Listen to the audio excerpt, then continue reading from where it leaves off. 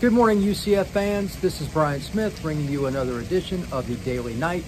Today's edition is going to talk a little bit about what's to happen against Navy, as well as talk a little bit about Thomas Castellanos, the quarterback commitment for UCF, who's posted all his highlights through first 5 games, and I have a review of it up on Inside the Knights on Fan Nation, powered by Sports Illustrated. I'm in Celebration, Florida right now. That's why the background is different, just checking out the local scenery. Getting ready to head over to Gus Malzahn's press conference at 11:30. But before that, wanted to kind of take a look around, and this is a pretty neat opportunity here. So I just thought, what the heck, I'll just shoot this episode here. With Gus and everything that he's got going on, with Mikey Keene being the quarterback, I have an article about that yesterday. Mikey Keene is a unique quarterback, but he still has to do things in a very definitive way. That's what this is about. He's going to be in a system just like he would anywhere else. He can't just freelance all the time. Navy is not as talented as UCF, and that's being kind, so you just can't turn the football over. Barring turnovers, UCF should run roughshod over Navy. They are terrible. There's no nice way to say it. They're averaging 10 points a game. That is dead last in college football. Dead last. 130 out of 130.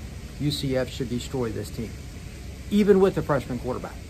That's why today's episode is regarding the ability to find out what Mikey Keene can do inside the pocket, outside the pocket, and overall the ability to find his receivers, go through his progressions, and just make common plays. He doesn't have to be special. He doesn't have to go out and make a critical 3rd down and 13 on every series for them to score 45 points to beat Navy. It's okay to punt the football. Nick Saban often talks about it's okay if the drive ends on an extra point, a field goal, or a punt. That means you did not turn the ball over. If you give a short field to an opponent, doesn't matter their skill level, it increases their odds to score points and defeat you. Mikey Keene is no different. UCF is no different. With that, you have to remember a couple of key elements to this game. UCF's offensive line, it's massive. It's experienced. It does a very good job of running the football because there are running lanes that I could run through, let alone somebody like Johnny Richardson, Isaiah Bowser, etc., etc. Hand the ball off, make the chains move one after the other, keep your defense on the sidelines, disable, if you will, Navy's option attack. It's not fun to prepare for, not fun to go up against. UCF has to be ready to kind of give up some yards running because that's just what they do. They don't pass it very much at all. If you've never really watched an option attack, you'll probably lose where the football's at while you watch the game on television.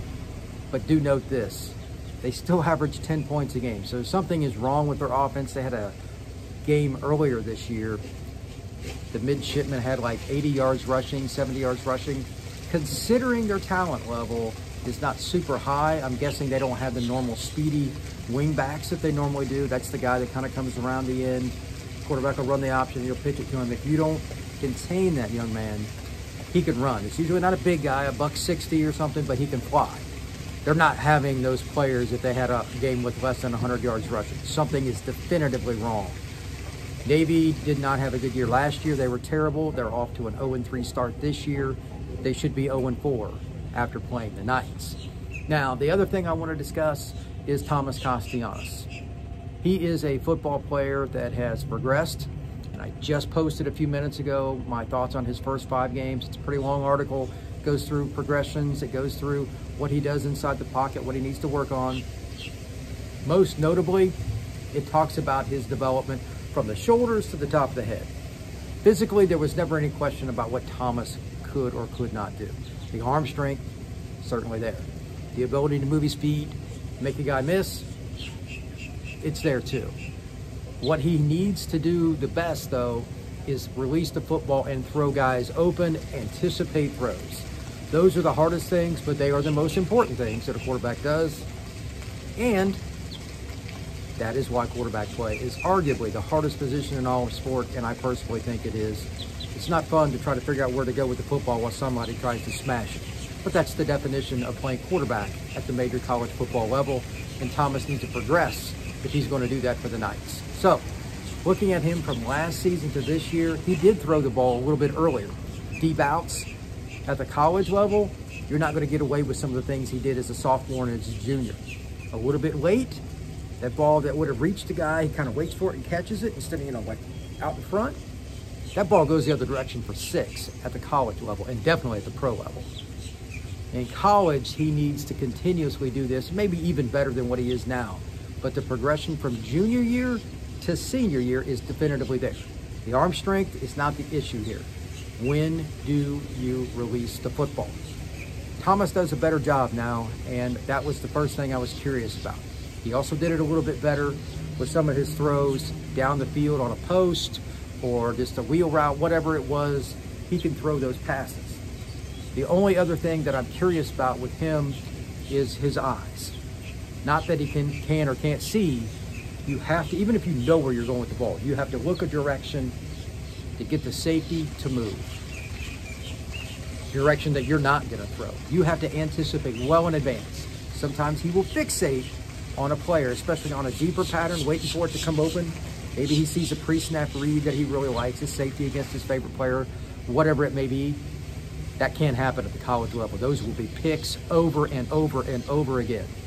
Have to keep the eyes moving, keep your feet moving with the football. That way the DB doesn't really know what you're doing. You're in control. They have no idea where you're going. Only you do. Just don't telegraph it. Sometimes he does it, sometimes he doesn't. He can't do it at all. That's the one thing that needs to be corrected, and it's a lifelong learning process to do this.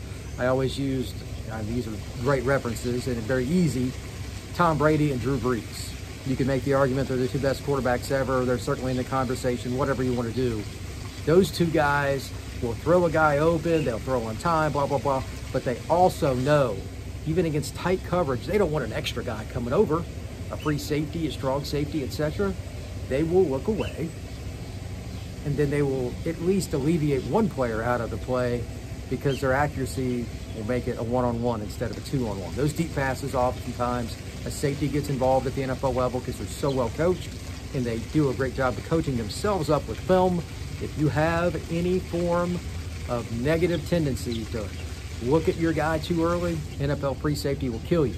To a certain degree, that's true at the college level as well, and Castellanos has gotten away with this at the high school level, but that ain't gonna happen when he's playing in the Big 12. Those balls will go in the other direction. He has to be able to look those guys off.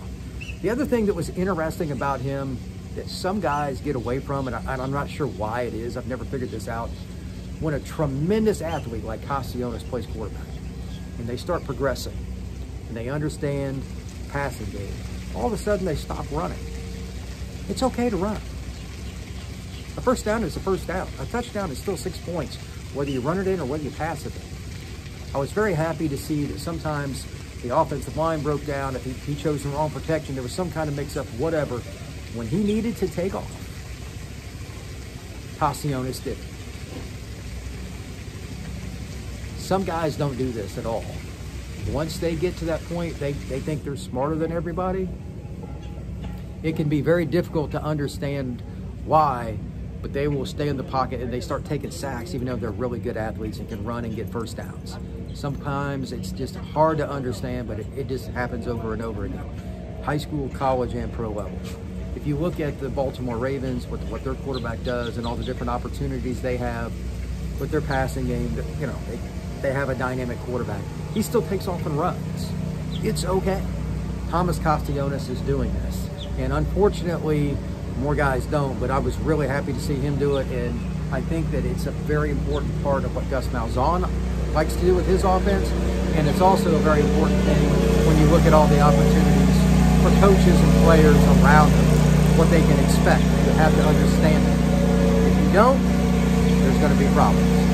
Since I got this guy here, I'm just going to wrap it up. But everybody have a safe day. Bryant Smith, Inside the Nice. Have a great day.